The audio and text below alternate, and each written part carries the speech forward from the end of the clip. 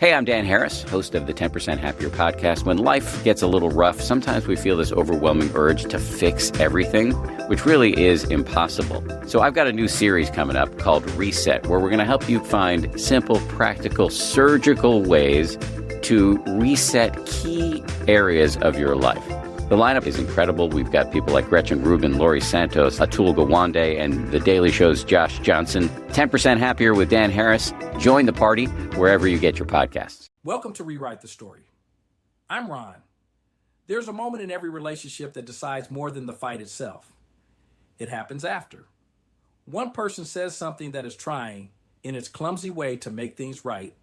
A hand reaches across the table. A joke lands soft instead of sharp. Someone says, "I'm sorry," before they're even sure they mean it yet. And the other person has half a second to decide what happens next. Take it or leave it standing there. Have you ever had someone try to make it right with you, and you were still too proud, too hurt, too tired to take it? Have you ever been the one reaching and watched the other person look right through your hand like it wasn't there?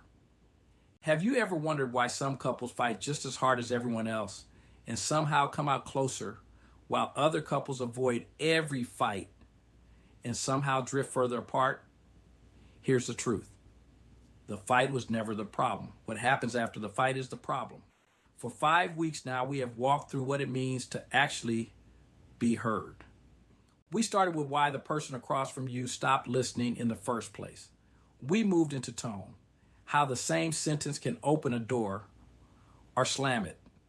We talked about the first 30 seconds of a hard conversation and what to do when the conversation gets too big to hold. Today we close that arc, because none of it, not the listening, not the tone, not surviving the escalation, means anything if you don't know what to do once it's over. This is the last piece. This is the repair. There is research on this, real research, not a self-help slogan. Relationship researchers have spent decades studying what actually predicts whether a couple lasts. And one of the strongest predictors isn't how often couples fight. It isn't even how well they fight. It's whether the repair attempt gets accepted. Say that again, slower. It is not just whether someone tries to make it right. It is whether the other person lets them. Couples who reject each other's repair attempts, even small ones, even clumsy ones, end up in far worse shape than couples who fight just as hard but keep accepting the hand that's reaching back. The story isn't good. Couples don't fight. The story is good couples know how to come back together. That is a skill. Nobody's born knowing it. You learn it or you don't. I think about the 32 years I had with Terry. 32 years is a long time to be in a life with someone. We were not perfect. Nobody married 32 years is. What kept us close wasn't the absence of hard moments. It was that neither of us was willing to let a hard moment become the whole story. Somebody would reach. The other one would take it. That was the whole secret. It was never complicated. It was just consistent. Here's what gets in the way. Pride tells you that taking the repair means you're letting them off the hook. Pride tells you that if you soften first, you lose. That is a story, not a fact. The relationship isn't a courtroom. Nobody needs a verdict. What it needs is two people who are more committed to closeness than to being right. I know some of you are dating again. Some of you are further along than that. Building something real with someone new after everything you thought you'd never build again. I'm not going to give you her name or her story. That's not mine to hand out. But I will tell you this.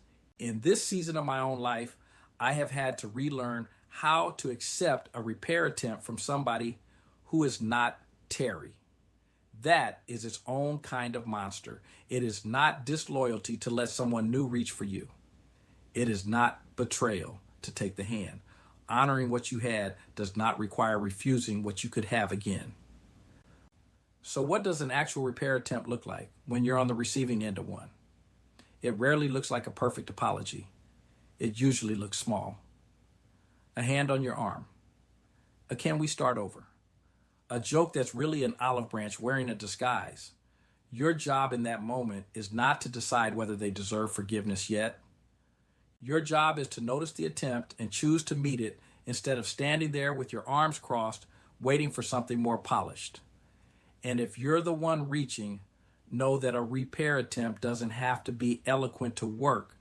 It just has to be real. Don't wait until you have the perfect words. The perfect words are not the point. The reaching is the point. Say it with me, because this is the line worth keeping.